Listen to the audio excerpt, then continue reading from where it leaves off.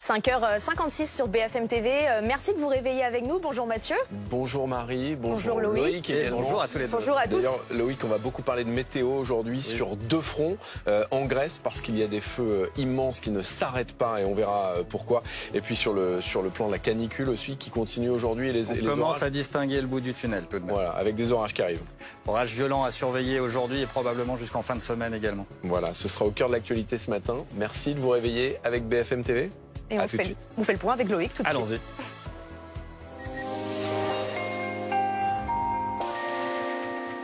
Excellent réveil sur BFM TV. À la une ce matin, en Grèce, les feux hors de contrôle se rapprochent d'Athènes, recouvertes de fumée. Les autorités ont évacué plusieurs localités, dont la ville historique de Marathon. La France envoie 180 pompiers et 55 camions en renfort.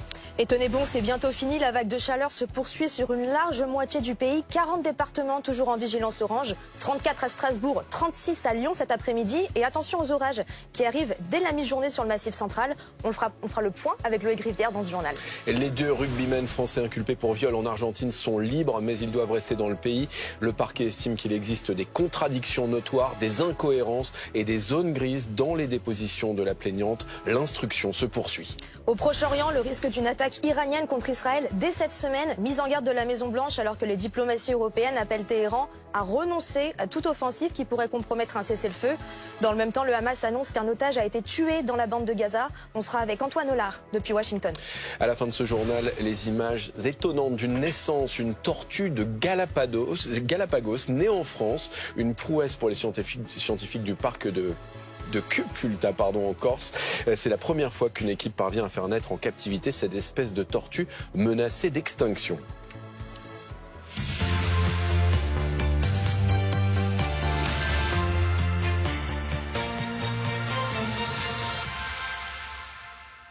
En Grèce, donc, le feu se propage à une vitesse extrêmement inquiétante. Les fumées recouvrent une partie de la capitale. La banlieue nord d'Athènes a été partiellement évacuée, Marie. Oui, la ville de Marathon, à moins de 50 km au nord, fait face à une catastrophe biblique. C'est ce que déclare le maire. Alors que la France envoie 180 pompiers sur place en renfort. Les précisions de Pierre Barba. Ces feux sont toujours incontrôlables dans le nord-est d'Athènes. Ils ont déjà parcouru près de 40 000 hectares de végétation. Ils ont démarré notamment ici, près de la commune de Varnavas où on se trouve. Et on voit bien évidemment que la végétation est totalement calcinée. On voit aussi cette voiture intégralement brûlée. Il ne reste que la carcasse. Il faut dire également que malgré le travail acharné des pompiers, les flammes continuent de se rapprocher dangereusement de la capitale grecque. Il faut dire que les conditions climatiques sont propices à la propagation de cet incendie. Il y a eu beaucoup de vent encore hier lundi avec des rafales allant jusqu'à 90 km/h et surtout une température très chaude, près de 35 degrés. On sait que ça va continuer aujourd'hui et dans les jours à venir. Le gouvernement grec prend cette question et ce dossier très au sérieux. Il a demandé officiellement l'aide de l'Union européenne. Plusieurs pays y ont répondu favorablement, notamment la France, qui va envoyer 180 pompiers de la sécurité civile, 55 camions et un hélicoptère en renfort pour tenter d'enrayer cet incendie. Ils sont partis hier lundi. Ils arriveront donc dans les prochaines heures. Voilà, et les images sont impressionnantes, notamment du côté d'Athènes qui est menacée par les flammes. Ce sont des dizaines de milliers d'habitations qui ont dû être évacuées et ça ne fait que commencer. Reportage des envoyés spéciaux de BFM TV, Francesco De Pacchi avec Pierre Barbin et Louis Gagnepin. Dans la nuit noire, un mur de flammes étendu sur plusieurs dizaines de mètres. Au nord-est d'Athènes, le feu poursuit son avancée, progressant inexorablement vers la capitale grecque et ravageant sur son passage le moindre centimètre carré de végétation. Toute la journée hier, sur terre comme dans les airs, les secours ont été à pied d'œuvre pour tenter d'endiguer les ravages causés par l'incendie. Munis de seaux ou à l'aide de tuyaux d'arrosage passant de main en main, nombreux sont les habitants à également tenter d'apporter leur aide. Nous essayons de mouiller le bois ou les matériaux combustibles au cas où le vent s'arrêterait, mais seul Dieu le peut. Il a arrêté le vent et nous avons été sauvés, sinon nous aurions été brûlés. À Alandri, nos maisons sont en train de brûler. Au milieu de ce spectacle de désolation, la détresse de cette habitante effondrée, alors que 7000 personnes ont déjà dû évacuer leur domicile. Une décision difficile à laquelle ne peut se résoudre cette résidente par peur de tout perdre. Nous recevons constamment des messages des pompiers nous demandant d'évacuer la zone et nous sommes terrifiés.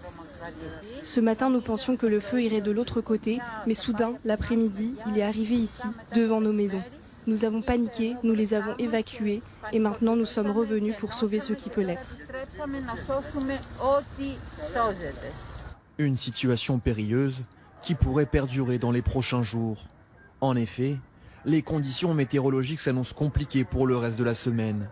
Dans la région d'Athènes, les températures devraient avoisiner les 39 degrés et les vents dépasser les 50 km/h. Retour en France et on voulait vous montrer ces images dans le Var avec là aussi des incendies puisque 6 hectares de forêt sont déjà partis en fumée sur la commune de Besse-sur-Issole. Image témoin BFM TV, plus de 170 pompiers ont été mobilisés, une soixantaine d'engins, 4 Canadair et 3 hélicoptères. Ils sont parvenus tardivement hier soir à fixer le feu. Et ces feux qui sont notamment attisés par la chaleur, les températures extrêmes. Cette vague de chaleur qui continue à toucher toute une partie du territoire. On fera le point avec Loïc Rivière dans un instant. Mais juste avant, on voulait vous montrer ce reportage BFM TV. Oui, parce que la journée d'hier a été un moment très difficile à supporter, en particulier dans les grandes villes, à Montélimar, avec les personnes les plus fragiles, isolées ou sans domicile. Les services de la commune mettent tout en œuvre pour leur porter assistance. Dorine Jarnias, Frédéric Fernandez et Paula Boer. 33 degrés, ressenti 35, c'est la température annoncée pour cet après-midi à Montélimar, dans la Drôme. Désormais habituée aux canicules, la commune se prépare des mois à l'avance pour veiller au mieux sur les personnes les plus fragiles. On s'adapte dans le fait tout au long de l'année. C'est-à-dire que nous avons travaillé sur les fichiers pour pouvoir aller chercher les personnes les plus vulnérables. C'est le doublement des personnes que nous avons sur nos fichiers. De nouveaux outils, par exemple le fait d'envoyer des SMS, quelque chose qui est nouveau. Et aussi doubler le nombre de maraudes que nous avons dans les rues pour permettre à notre SAMU social d'être au plus près des plus vulnérables. Bonjour madame. La mairie travaille ainsi en étroite collaboration avec le Centre communal d'action sociale. Dans ces registres, 160 personnes à contacter régulièrement pour s'assurer de leur bon état de santé, mais aussi afin de maintenir le lien social avec les personnes les plus isolées. Là, on a 160 personnes environ, 60 personnes ont une clim, donc ça reste, voilà, il y a des personnes qui, tant qu'il y a la clim, ça va, mais voilà, après il y en a qui n'ont pas la clim, quand ils sont dans des logements mal isolés, puis il y a des personnes qui sont seules, donc elles n'ont pas forcément d'aide autour, donc on s'assure est-ce qu'elles ont de l'eau fraîche, est-ce qu'elles se sentent bien, aussi les signes de déshydratation, etc. Donc voilà, il y a tout ça à regarder. Sur le terrain, c'est le SAMU social de Montélimar qui s'assure de la distribution de denrées alimentaires, d'eau fraîche ou même de vêtements adaptés aux températures élevées. On va au-devant de ces personnes qui sont dans la rue, mais on reçoit aussi des appels du 115 qui nous donnent des noms de personnes à des lieux stratégiques où on peut les retrouver. En période de canicule, le SAMU social étend sa période d'activité avec des maraudes organisées du lundi au jeudi de 18h à 21h. Bon Loïc, ça commence à faire plusieurs jours que ça dure cette canicule, est-ce qu'on voit le bout ? Le pic de chaleur est passé, ça c'est la bonne nouvelle. Il reste tout de même 16 départements en vigilance orange, alors soit pour la canicule, soit pour les orages. La canicule se replie vers le sud-est du pays. Dans le même temps, des orages parfois violents vont remonter des Pyrénées vers le nord-est. Ils vont s'attarder sur le massif central. Il y a 4 départements qui viennent de s'ajouter pour cette vigilance orage. L'Allier, l'Aveyron, la Loire et le département du Tarn qui rejoignent le Cantal, la Haute-Loire et le Puy-de-Dôme qui étaient déjà en vigilance. Alors faisons le point d'abord sur la chaleur, le pic de chaleur enregistré hier après-midi avec des températures au-delà des 37 degrés, notamment à Paris. On a enregistré jusqu'à 38 degrés dans le département de l'Essonne. Et ça a duré toute une partie de la nuit en plus. Et ça a duré cette nuit, parfois difficile à supporter. Vous avez bien dormi? Non, pas du tout. Oui, non. Moi ça va. Tout ça va. Une nuit délicate dans la plupart des grandes agglomérations à 20 voire 25 degrés en Méditerranée. Là, je vous ai noté les températures observées hier après-midi. Voyez maintenant le ressenti pour les mêmes agglomérations avec en réalité plus de 40 à 42 de ressenti. C'est un indice qui prend en compte l'humidité ambiante. Il y a encore de l'humidité dans l'air, mais là, ce sont des orages qui arrivent progressivement par l'ouest en ce moment. Cet air un peu plus frais va donner de plus en plus d'instabilité au cours de cette journée. Alors, les orages sont à surveiller, notamment des Pyrénées jusqu'au Massif central cet après-midi et jusqu'au nord-est, voire même au nord de la Seine ce soir et la nuit prochaine. Merci beaucoup Loïc. Alors il y a une solution très efficace contre la chaleur. Et il y a quelques chanceux qui profitent ces derniers jours des parcs aquatiques qui font le plein un peu partout en France d'ailleurs. Oui, et puis les petits comme les grands peuvent s'amuser, bouée, toboggan, activité les pieds dans l'eau, bref, il y en a pour tout le monde. Reportage dans le Var, Pierre Desmith, Benoît Ruiz et Anna Guerre. Bouée, toboggan, activité les pieds dans l'eau pour petits et grands. Cet été, ce parc aquatique du Var est un stop indispensable pour ces vacanciers qui souffrent du pic de chaleur de ce mois d'août. Objectif, aller au maximum dans l'eau, éviter les plats et s'amuser au maximum. Nous on a pris pédalo, kayak, paddle, donc on va faire plusieurs choses et on va se rafraîchir avec toutes les activités. Un forfait à 35 € pour une journée, toute activité comprise, pour résister aux 35 degrés dans le Var cette semaine. De telles températures font le succès du lieu et les affaires du responsable du parc. Il faut être honnête, on a besoin de beau temps pour travailler, nous. On a eu une période où il a fait quand même très chaud et on s'est rendu compte d'un petit changement dans les habitudes de nos clients. Ils venaient plus le matin et plus en soirée et délaissaient un petit peu le cœur de journée. Mais quand même, c'est très positif. Si pour certains, la descente du toboggan géant est un plaisir sans fin, pour d'autres, cet été dans le Tarn, ce sera plage de galets. J'ai déjà fait des vacances à la mer, à l'océan par exemple. Ici, à l'océan, il y a les vagues.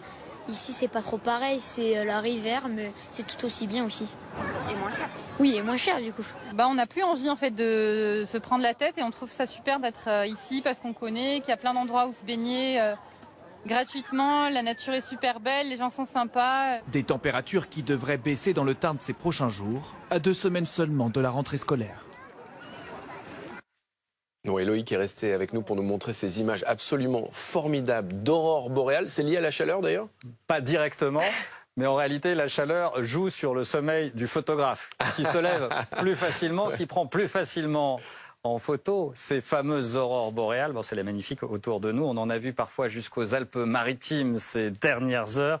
En réalité, c'est lié à un pic d'activité du soleil. Il y a une tempête solaire de niveau 5 sur une échelle qui va de 1 à 5 au cœur d'une immense tache qui fait 17 fois la taille de la Terre. Ce rayonnement solaire traverse la haute atmosphère, d'où ces très belles couleurs. On peut rester comme ça un petit c'est peu, magnifique. Ça fait du bien.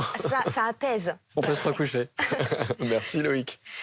On passe à la politique, Marie. Oui. Et la fin de la trêve olympique souhaitée par Emmanuel Macron, la course à Matignon est donc relancée. Et dans ce contexte, le ministre de l'Intérieur, Gérald Darmanin, se confie à BFM TV. Oui, le ministre démissionnaire donne son avis sur le choix du futur Premier ministre. Regardez ce qu'il a déclaré à BFM TV. Nous n'avons pas gagné les élections. Il serait absurde de garder le pouvoir. Gérald Darmanin qui poursuit: les gens en veulent beaucoup aux politiques, pas qu'au gouvernement. Si on continue comme ça deviendra des automates de la République et on aura Marine Le Pen au pouvoir. Au passage, il dit que la hausse du SMIC n'est pas un débat stupide. Propos recueillis par Anne-Sora Dubois du service politique de BFM TV. Et puis autre titre de l'actualité en Argentine, les 2 rugbyman français inculpés pour viol ont été remis en liberté hier soir. Oui, c'est ce que nous dit Anne Dubois. Vous êtes la correspondante de BFM TV à Buenos Aires. C'est un rebondissement forcément important dans cette affaire depuis l'arrestation d'Hugo Aradou et d'Oscar Gégou. On le rappelle, c'était le 8 juillet.